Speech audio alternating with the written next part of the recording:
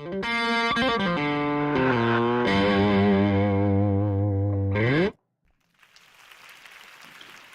good morning. How's everyone doing? It's Dr. Roddenberry coming to you live from the University of Rijeka Library here in Rijeka, Croatia. It's a rainy, crappy day here. I hope your day is going well too. How's everybody doing? Is my sound coming through? Does it sound good? Just let me know how I'm doing. I see we have a couple of people in the audience. Hi, Grace. Good to see you. Fantastic. Absolutely great to have you here today. I'm just sitting here hoping to have a good lecture with you. Hi, Angelina. Good to see you as well. Fantastic. Okay, we're going to be talking about the second half of chapter 4 today. So let's go ahead and get started. We're going to talk a little bit about, we're going to continue our discussion on developmental psychology, and today we're going to talk about socio-emotional development. So we're basically going to talk about two things. We're going to talk about attachment theory, and we're going to talk about Erik Erikson's theory of personality development. So let's go ahead and get started. Now, if you remember in last class, I told you that human brains are not fully developed until your mid-20s. And the human mammals in general, and humans in particular, are extremely dependent upon others when they are born. You're completely helpless when you are a child. So it is very important that you and your caregiver, your mother or father, develop a close relationship, because you need to rely on them until you are able to take care of yourself. So it's very important that moms and babies become attached to one another. When we say moms, I typically, when you talk about animals, we talk about the mother and the child. But you know what? It doesn't have to necessarily be a mom with a human being. It just has to be someone that provides close emotional support during the first years of life. And so, what we're going to talk about is this thing called attachment. That is the complex and sometimes lengthy uh, uh, bonding that occurs between a primary caregiver and a child during the first months or years of life. This attachment mechanism creates a strong bond between the helpless infant and their caregiver that is necessary for the infant's survival.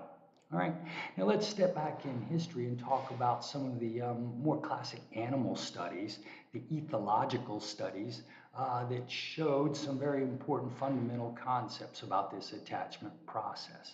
Now, ethology is a branch of science that looks for animal behaviors as a way and studies animal behaviors as a way of understanding better the relationship that human behavior. And so the first people who studied attachment were actually ethologists who learned some very interesting insights about organisms. Probably the first one was a fellow named Konrad Lorenz. Konrad Lorenz was an ethologist back in the early half of the 20th century, and he found this very interesting thing about animals. Animals will begin bonding to the first thing they see. It doesn't even have to be something that is in the same species as they are. So what Konrad Lorenz did was he took these gray-lag geese as soon as they hatched, and he took them away from their goose mother, and he became the person that fed them, and he would look at them and he would be around them during the first few hours of their life. And what he found was that since he was the figure that was around these gray-lag geese during the first few weeks of their life, these geese bonded to him and would follow him around just like he was the goose mother. And if you Google online some pictures about Konrad Lorenz, actually, you know what I can do? In fact, let me show you some nifty pictures. This guy, Konrad Lorenz, look at him. You can see right here. Let's see, open image in a new tab. Check this out. Conrad Lawrence, look at this. So this is Conrad Lawrence with his geese. And these geese would follow Conrad Lawrence around. Look at that. And basically, these geese acted like Conrad Lawrence was their dad. Look at this. Here's another picture of Conrad Lawrence with his geese. Let's see. Here we go. These pictures of Conrad Lawrence with his geese right here. See that? And so what Conrad Lawrence demonstrated was that geese would bond to the first thing that they saw, no matter what it was, whether it was a human or anything else. In fact, in his early research, he even found that geese could be conditioned to imprint or attach to even something that was an inanimate object. So he would bring these geese up in a box and he painted a red circle on the side of the box. And whenever these geese were scared, they would go over and stand near the red circle in their box. And so he demonstrated this very interesting phenomenon about mammals. They will begin to attach to the first thing that they see in their life. And so this is sort of the beginnings of the attachment process. Now, attachment actually doesn't come overnight. It sort of takes several months for it to happen as the young infant begins to develop a reliance on the caregiver that they have. Now, another famous animal study was done by a fellow named Harry Harlow. You might ask the question, why do these animals choose to bond to a caregiver? Now, in Harry Harlow's time, the belief was that infants bonded to their mother because their mother fed them. If you think about it, you can explain this using a behavioral explanation. The infants were positively reinforced by loving their mother. So the infant likes being around the mom, and that's because the mom provides food for that infant. And that was the behavioral explanation that was used in Harry Harlow's time. But Harry Harlow thought that there was something a little more important than just the parent as a food source. He thought that the parent served some sort of deeper fundamental connection, some sort of fundamental a goal for the animal. So he did this really neat study to demonstrate this. If you look at this picture over here on the side, you see Harry Harlow's monkey mother study. Now you'll notice he has the little rhesus monkey here, and you'll notice that there are two sort of artificial monkeys there. What he would do is he would take these monkeys away from their mom the minute they were born, and he would put them in a cage alone. And he would provide them with two mom choices. If you'll notice, the mom on the right in the left-handed picture has a food bottle, a milk bottle, and he would put the food in that bottle.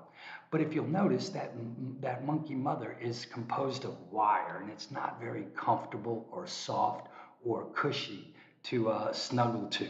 If you'll notice right beside the monkey that had the food bottle, the monkey mother that had the food bottle, you'll notice that there's a soft monkey mother that's covered with plush, downy covering that makes that monkey soft and cuddly. And what he wanted to know was, if that monkey was alone, what would that monkey choose to do? Would that monkey choose to hang out on the mother that fed it, which would support the behaviorist explanation? Or would that monkey choose to hang out on the soft, cuddly mother?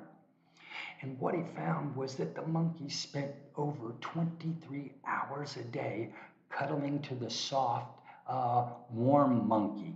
And the only time they went to the monkey with the food was when they were hungry. And so what he suggested was the bond between an infant and a caregiver doesn't really have to do with food as much as it has to do with comfort, emotional comfort. If any of you have ever, I'm sure all of you can know from your early life that when you were scared or afraid, You could hug your mom or your dad or an older brother or sister, and that person would sort of make you feel comfortable. If you think about it, little infants and young children love to cuddle with their stuffed animals. And so, what this goes to show is that this attachment that begins hours after birth doesn't really have to do with food as much as it has to do with what he called creature comfort, that feeling of comfort that you have when you snuggle with another person. And I'll bet each and every one of you out there knows how good it feels when you're snuggling and cuddling and hugging on somebody that you really, really like. It could be a mom, a boyfriend, a girlfriend. It could be Uncle Ned. But you know exactly what it feels like when somebody hugs you and makes you feel good. So what I want you to know from these animal studies is that Conrad Lorenz showed that we begin our attachment to whatever thing is around us within hours of being born, and that the reason we bond to these things is because they make us feel comfortable and they make us feel warm inside. And this attachment allows us to survive during the first several years of our life when we are completely helpless. Now, those are the animal studies that sort of suggested what attachment was. But this lady named Mary Ainsworth was interested in trying to understand. Oh, you know what? And before I move on, I will tell you that even though these monkeys had this soft, cuddly mother to snuggle on, these monkeys grew up to be very, very disturbed. Very disturbed.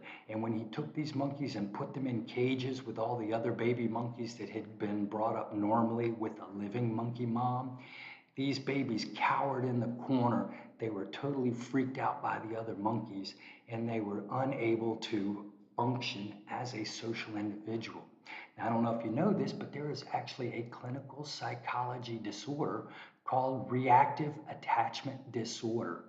Children who are neglected during the first couple years of their life develop severe emotional disturbances that make it impossible for them to form human relationships later in life. So, one of the worst things that you can do to a child, to an infant, is to ignore them, is to neglect them. You know what? While I'm not saying you should, even if the parent was a bit abusive to the child, as long as they paid them some attention, the child wouldn't be quite as bad as if they were totally neglected. So, neglect, especially during the first years of life, is absolutely destructive to a human being, and as it was to these monkeys. Now, this lady, this lady Mary Ainsworth, a psychologist, was interested in understanding if there were differences in people's ability to develop these bonds with their primary caregiver. Okay, so what she did was she studied children and their primary caregiver in a controlled laboratory observational study. If you remember from chapter 2, we talked about observational studies. This was an observational study in a laboratory. So she would bring these primary caregivers. Back in the 60s, it was mostly moms. She would bring these moms and their children into the lab to study how they interacted with one another. Now, what you need to know about infants is that children, during their first 2 years of their life, develop these very normal fears that they demonstrate that show that they're bonding with their primary caregiver. Children, starting around 4 to 5 to 6 months, will begin to develop a great fear of anybody they are not familiar with. This is called stranger anxiety. And this fear starts to develop sometime around 4 or 5 months, and it sort of peaks during the second year of life. This stranger anxiety is completely normal. If you've ever been around a 2-year-old child, you walk into somebody's house or you're around somebody and they have an 18-month-old toddler walking around, as soon as that toddler sees you, you'll notice that what they usually do is run over and hide behind their mother. Now, if you have a child and they demonstrate this, don't feel bad and don't get mad at the child. This is actually a normal fear that demonstrates that they know who you are and they don't know who that other person is. So it's very normal for your child to develop this thing called stranger anxiety. Another very normal fear that begins to develop during the first 4 to 5 months of life that peaks in the second year of life, just like stranger anxiety, is separation anxiety. What you'll find is that children often cry when their mom or other primary caregiver puts them down and leaves the room. I don't know if any of you have ever had this experience happen to you with your children, or if you've ever seen this happen to somebody else's children. So we know that children are beginning to attach with their primary caregiver because they become afraid of other people and they also are afraid of being separated from their mother. These are two very normal anxieties. So what Mary Ainsworth did was she brought children into the laboratory and she caused them to experience both stranger anxiety and separation anxiety. And then she looked at how the children reacted when when they reunited with their mom. So what you would have is a 12-minute observational study she called the Strange Situation Experiment. What she would do is she would bring the mom and the baby into a room with some toys. And she would bring them into the room for the first couple of minutes. It would just be the mom and the kid and some toys. And what you'll find is that when the child is comfortable, they begin to explore a little bit. And these kids would crawl about the room, exploring all of the toys and neat things that were in the room. And children, even though they're exploring, they still look over to their mom every couple of seconds because they want to make sure that mom is still there for them. Well, what would happen is after about 2 or 3 minutes, a stranger would come into the room and the child would immediately get afraid and crawl over towards the mom. But then the mom would leave the room and the child would be left alone with the stranger. And what every child did when left alone with this stranger, they would begin crying. And then the mom would come back in, and then they would repeat this process over again, and they would do it 2 times. And what Ainsworth was interested in was how would the child respond when the mom came back in? Would the child have an easy time regaining attachment with the mom? Now, if you folks have ever had a boyfriend, a girlfriend, or a parent, whenever you leave the house, what's the last thing you do before you leave somebody you love? You give them a hug. You establish that attachment. What's the first thing you do when you come back and you see that person for the first time? You hug them again to reestablish attachment, and then you go back to normal. So when I go away on a trip, I hug my wife and then I go. And when I come back, I hug my wife again and then we're better, right? Well, what she wanted to know was, would these children be able to come back in and reestablish attachment with their mother? And what she found was that children demonstrated 3 different characteristic behaviors, one of 3 characteristic different behaviors when the mom came back in the room. Some of these children, who she said had secure attachment, immediately would come over and the mom would pick it up and the baby would stop crying immediately. And then the baby would crawl down out of the mom's lap and begin exploring the room again, just like they were completely comforted. They had actually managed to make that attachment, reattach to their parent. She found, on the other hand, some of these children were super clingy when the mom came back in, and they would crawl up into the mom's lap and they couldn't let go of the mom and they couldn't stop crying. She called these children ambivalent, anxious, ambivalent children. Okay?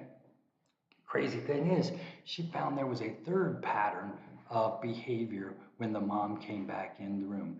Some of the children would get up in the mom's lap, but they wouldn't stop crying, but they would actually seem to be angry at the mother. They wouldn't look at the mom in the eye, and they would just kind of turn their head and just punish the mom if they could. Now, she found that 50% of these children were easily soothed and she said these children had a secure attachment style.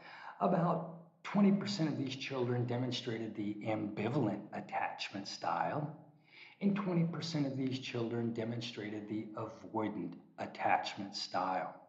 And so what she suggested was that not all of us are able to develop what we would call a secure attachment relationship with our primary caregiver. And one of the things that Mary Ainsworth believed was that a secure attachment was more likely when the caregiver was very consistent in taking care of the child and soothing the child's fears. All right.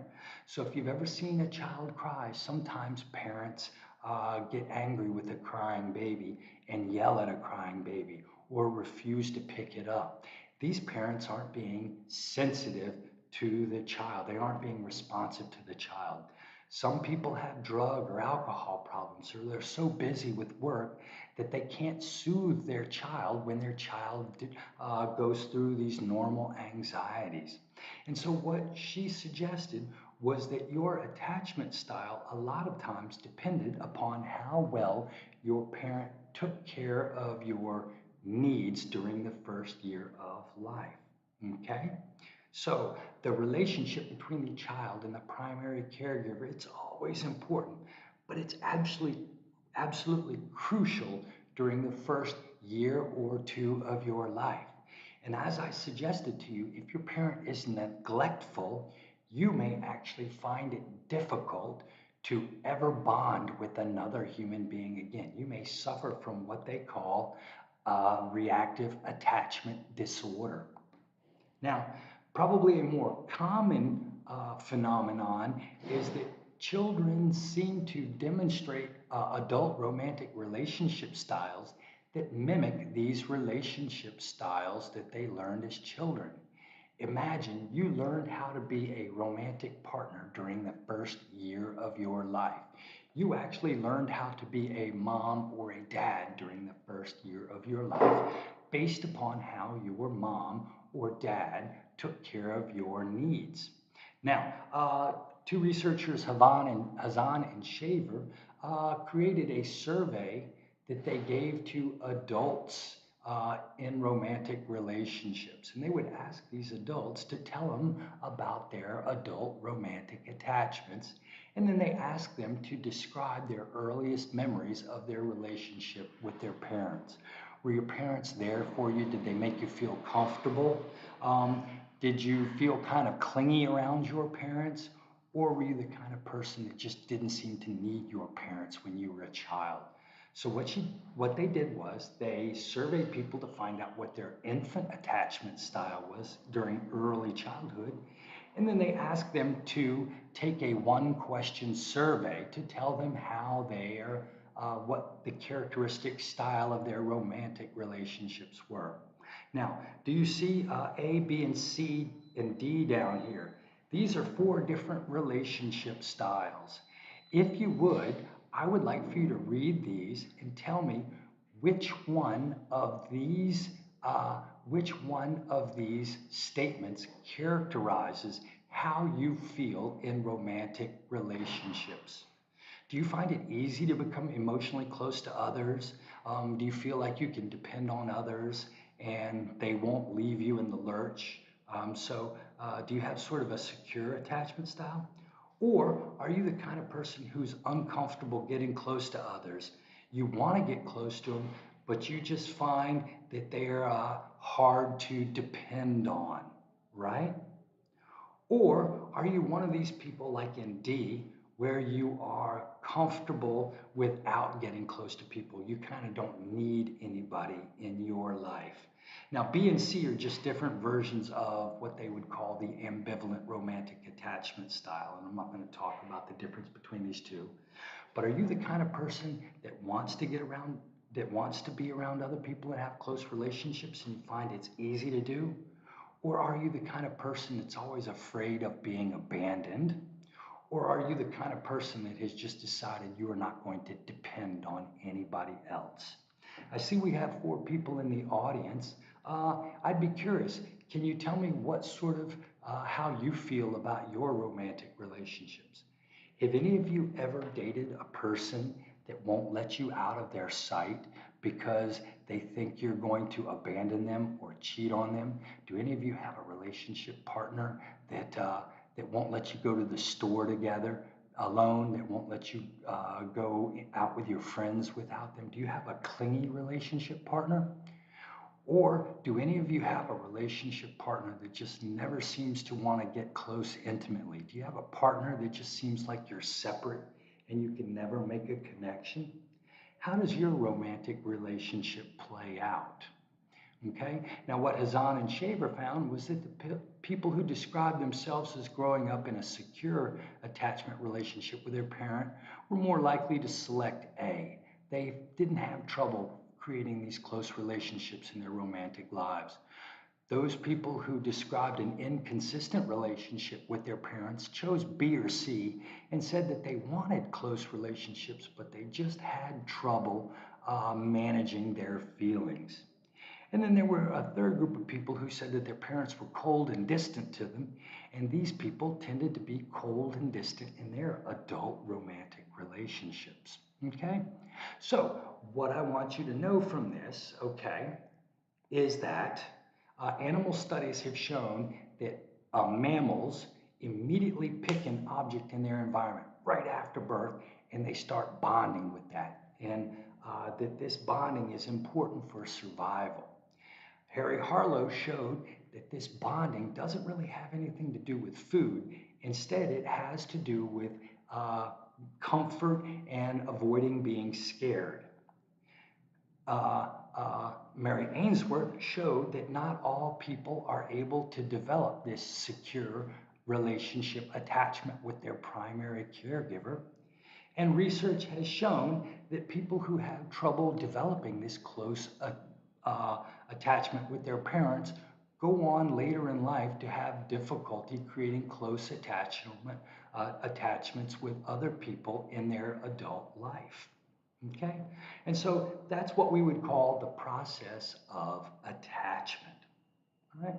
Now, what I'd like to do is spend the next few minutes talking about a psychodynamic psychologist named Erik Erikson. Okay? Now, Erik Erikson, you can think of him as sort of being related to attachment, and he would argue that attachment is the first accomplishment you have in your life, but he argued that there are 8 accomplishments that you need to master over the course of your lifespan in order to have healthy personality development. So he has what he called a psychosocial theory of development, personality development, right? Now, he knew Sigmund Freud, and his theory was developed sort of based on Sigmund Freud's theory, but then he expanded it. And according to Erik Erikson, actually, and he spent his time living with the Lakota Sioux Indian out in the Midwestern in South Dakota, United States. And he argued that people's whole life is built around them trying to develop a sense of identity. Angelina, Grace, anybody else in the audience, do you ever spend time thinking about who you are and what you want to be in life? I'll bet each and every one of you spends a lot of time thinking about yourself. What am I sexually? What am I professionally? Am I a smart person? Am I a dumb person?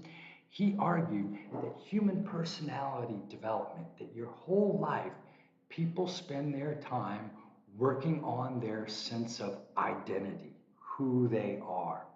Now, he was interested in the Lakota Indian because back in the early 20th century, unfortunately, the US government and people who didn't understand the Lakota culture were taking these Indian children away from their parents because they thought that these children were living unhappily in poverty. And they would take these children away from their parents and put them in white schools and educate them like the traditional white child. And they would give them the sort of the white cultural inoculation. And what they found is that these children really had a difficult time as adults. And what Erik Erikson argued was that these children were taken out of the culture that helped them to define their sense of identity, right? And so he developed a theory in which he argued that human beings have to master 8 psychological tasks he called crises at predictable times during their life in order to develop healthy self-identities.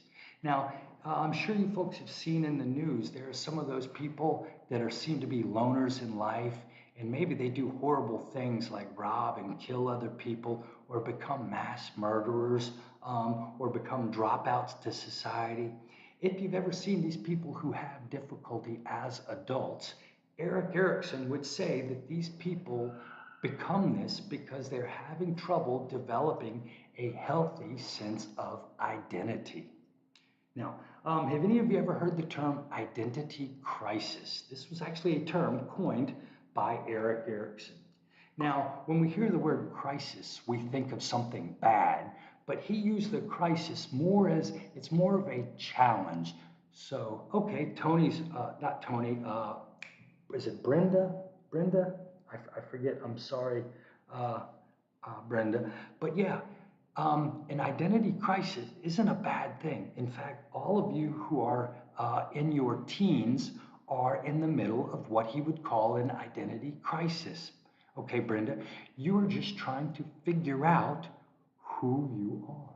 You're trying to figure out your sense of self-identity.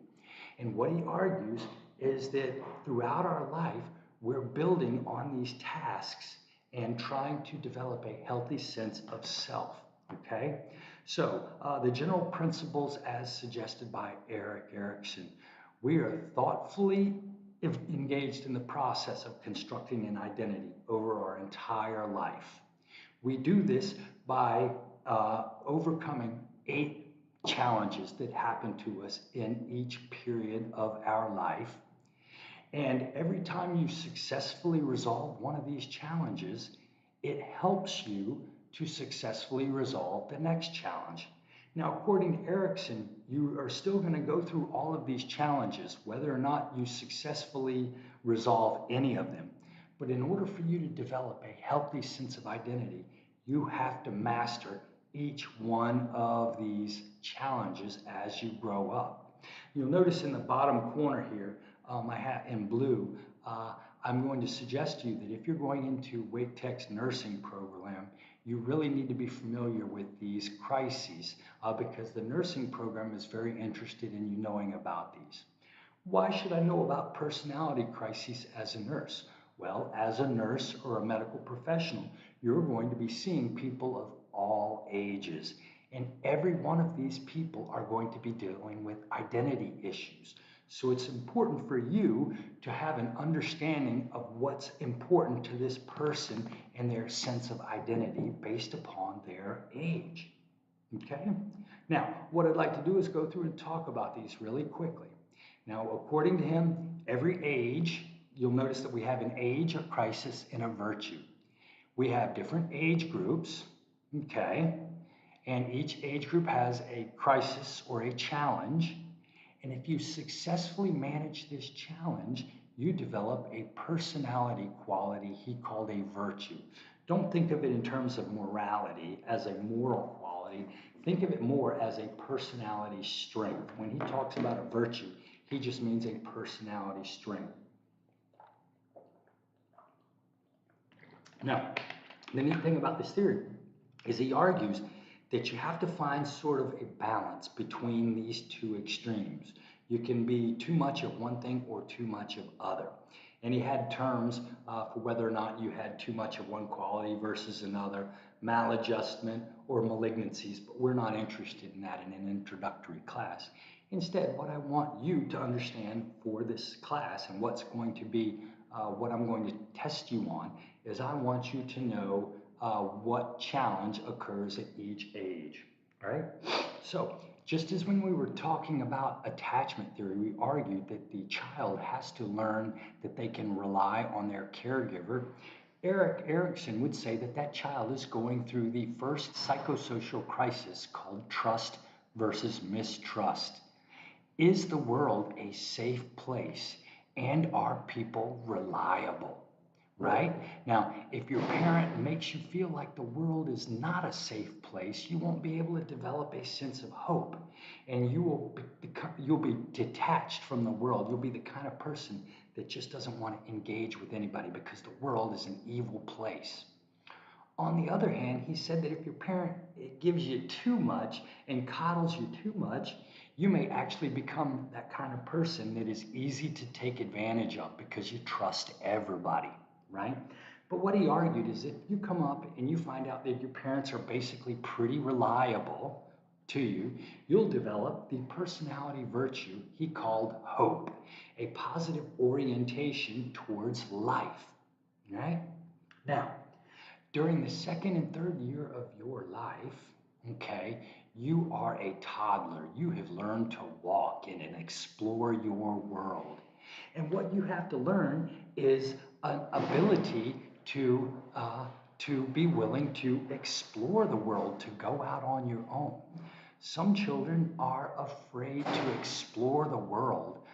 They have sort of, if you will, self-doubt, right? But he argued that on the other hand, you don't want the child to explore the world without any sense of self-control.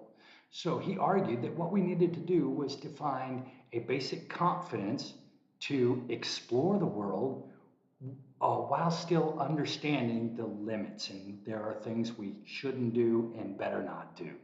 And he argued that if you resolve this stage during the second and third year of your life, you would develop what he called willpower.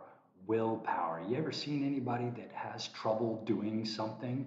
They can't stop smoking. They can't stop eating. They can't stop doing things that are bad for them. These people don't have a sense of willpower, right? And so he argued in the first 3 years of your life, you discover whether or not the world's a good place that you can trust and whether or not you have internal power to do things. Now, from the age of 3 to 5, before you go to school, he argued that we're in this psychosocial crisis or task called initiative versus guilt. Do you have the nerve to take a turn? Do you have the nerve to try something new, right? How many of you know people who are afraid to try something new because they're afraid of a failure? Some people are all guilty and just don't feel like they can do anything. On the other hand, I'll bet some of you are the kind of people that are willing to try something new, right? So what he argued was that we are trying to figure out whether or not we can try something new or whether or not we're a weak person who probably shouldn't try anything. Now, he argued that you can have too much initiative. Some people are not willing to share, not willing to give other people a turn. Some people are willing to step on others and destroy them so that that person can be successful. That person's got too much initiative. On the other hand, some people are afraid to ever try something new. Those people are all full of guilt and lack of confidence. He argued that if you manage to develop sort of a basic sense of being willing to try something new, you are going to develop a sense of purpose, right? So give your 3 or 4 year old child a chance to help with the clothes, to help with the dishes. Your 3 or 4 year old child's going to want to help you put clothes away or do tasks. And what they're trying to do is they're trying to develop the confidence to try something new. And so you as a parent have to help them develop this sense of purpose. Now, from 5 to, I don't know, into 12 years of age, he would argue we're in the fourth stage of personality development called industry versus inferiority. When you go to school, you finally find out how to do something well or how to do something poorly. You start getting evaluated by your teacher, right? Your parents are going to expect you to clean your room, and if you don't do it, they're going to get mad. Your parents are going to expect you to know the difference between a job well done and a job poorly done. Now, on the one hand, you want to learn how to be good at doing something. Okay, you have to develop a sense of industry. But at the same time, it's also important to understand that it's okay if you fail at something. Some children's parents and some children grow up in school where everything they do, they are told is not good. They're told, you stink, you're not good at this. They're going to develop a sense of inferiority, right? On the other hand, some people's parents will only let them do things that they are good at, and they'll develop what we might call narrow virtuosity, and they'll be unwilling to try something new because they don't want to be bad at it. One of the things that I see in a lot of adults is a lot of my adult friends don't want to do something new because they're afraid to get laughed at if they don't do it well, right? And these people have been brought up with such a sense of industry that they are only allowed to accept failure. So here's the deal.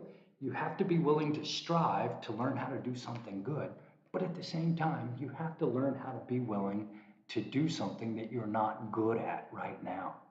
You know, I'm actually here in Croatia. I'm trying to learn how to speak a little bit of Croatian. And so I've learned my words and I go out and talk to people on the street. And about half the time I talk to them, they laugh at me because I say something funny or I don't pronounce something right. Now, here's the deal. I'm learning something new and I know I'm not going to be good at it, but I'm willing to try and become good at it. So I would argue that I have a sense of competence, a willingness to work hard to be good at something, but an ability to accept that sometimes I'm not good at something. And so that's what Erickson would call a sense of competence. So let's go back real quick and talk about these. We want a child to develop early in their first year an idea that the world is a safe place. Then we want this child to develop the ability not to be afraid of this world and to be willing to walk out in this world. Then we want that child to be willing to start something new and develop a sense of purpose. And we want that child to also know the difference between doing something well and doing something poorly. These are all, if you will, concrete self qualities that you might have. Do you have a sense of hope? Do you have a sense of willpower? Do you have a sense of purpose and initiative? And are you willing to work hard to become good at something? These four qualities form the bedrock of a personality that will allow you to begin developing a good sense of identity as a teenager. And if any of you have any friends that are struggling with becoming an adult, if any of you are having trouble struggling to become an adult, it may be because you had trouble developing one of these four personality qualities when you were a younger child. Now, here's the thing. All of us struggle when we become teenagers. So if you're still a little bit unsure about who you are as a human being, if you're still not confident as an adult because you're 16 or 17 or maybe even 19, that's completely fine. What you were doing is you were probably going through an identity crisis, which is completely normal for children in adolescence. And he argued that our crisis then is that we are trying to find the extreme between identity and role confusion. Okay? What does it mean to have an identity? An identity means you feel confident knowing who you are. I'm Chris. I'm a psychology teacher. I'm an athlete. I'm an American. I'm heterosexual. You know, and each one of you has to feel confident developing those things. You have to be confident being either heterosexual or homosexual. You have to be confident in picking a job and thinking you can fit in and grow into this job. You have to find a political identity. You have to find a social identity. So all of us are struggling to find a sense of identity, and we're struggling against what we might call role confusion, which is where you're not really sure who you are. Some people have difficulty developing a sense of identity in teenage years, and they grow up to be young adults that just kind of float around, not doing anything, not taking on a career, not trying to get educated. I see a lot of young adults that are afraid to grow up, and they are demonstrating what I would call role confusion. Now, here's the deal: you want to have a sense of identity, but at the same time, you don't want to become the kind of person that is so confident in your identity that you think everybody needs to be like you. So I'm a liberal, so therefore everybody else should be a liberal. I'm heterosexual, so people should only be heterosexual. Have you ever met somebody who does something and they think that everybody should be just like them?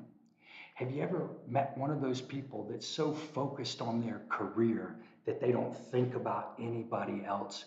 Those people are becoming fanatics. They are becoming fanatics. And the deal is, you want to be willing to develop an identity without becoming the kind of person that thinks everybody needs to be like you, and the only thing that matters is your identity.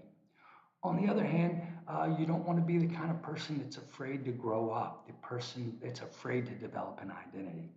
I know if you are teenagers in my audience right now, I don't know how old you are, Grace, Angelina, or Brenda, you say you're married, so you're probably a little bit older, so you might be past this stage. I know you're not feeling confident about who you are. That's completely fine, but you have to have the nerve to do that. And if you do, you develop what he called a sense of fidelity, a willingness to join the world. People who are floating around without a sense of identity, sometimes these people reject the world and they hate the world. And these are the people that grow up to do horrible things because they hate the world and they think that the world is stupid and they don't belong in it. So you want to develop a sense of fidelity, a sense of fitting into the world and having this adult identity. I'm Chris, the psychologist, and if you ask me where I fit in the world, I fit in as a teacher. Now, Brenda, you may be a bit older. You're probably in the intimacy versus isolation stage. You have to develop close relationships with other people, right? You have to be able to develop a sense of intimacy with other people. So, can you build relationships? Now, it doesn't always have to be a romantic relationship.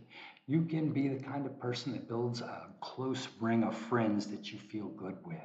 But you have to have a crew, if you will. You got to have a clique. You got to have a gang. It can be your family. It can be your wife. It can be your best friend. You have to be able to build an alliance with another person. And if you do, you develop what he calls a sense of love, right? Now, here's the deal.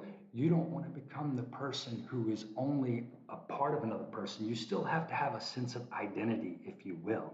And some people become the kind of person that melds with another, and they don't even have any sense of identity anymore. If they don't have a sense of identity, that's problematic too. So you don't want to be alone without friends, but at the same time, you still want to have a sense of intimacy with people. And we would call that the virtue of love. Now, I'm in my early 50s, I'm in middle adulthood. And for me, the important thing is that I'm taking care of and building this wonderful thing called a family, and that I'm helping students become successful in their careers. I'm trying to make a difference in the world, right? And so sometimes I find myself, I'm helping my boys grow up and become adults. I take care of my wife and make sure she has everything she needs. I've got an older father who needs a little bit of care, and so I'm trying to take care of my father. I'm, in a sense, being generative. I'm trying to take care of this world around me, right? Now, some people get selfish in this age, and I don't care about my kids, and I don't care about my wife, and it's all about me, me, me, me, me. Those people become stagnated, they become kind of selfish, if you will. And so what you want to do is you want to find a balance between taking care of everybody else, a sense of generativity, and then you also want to take care of yourself, have a little bit of self-care as well. So we're trying to find a balance. Some people lose themselves because they're so busy taking care of everybody else. And other people become super duper selfish and don't help anybody else. Erickson argued you had to find a balance between these two people.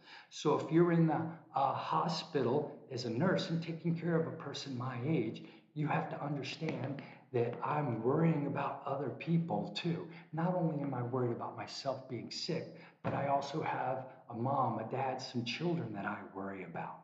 And if you resolve this stage, you develop the personality quality of care.